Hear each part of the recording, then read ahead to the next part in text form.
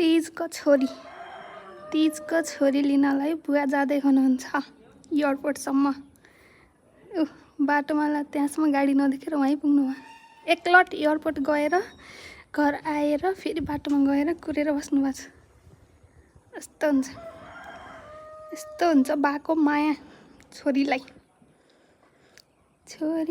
लिन गएका बा भन्नेवाला ढाक्का टोपी लाएर वाला हो क्या। टोपी नलाइ जानुभएछ। परबाट आएका ढाक्का टोपी लाएका वाला हो।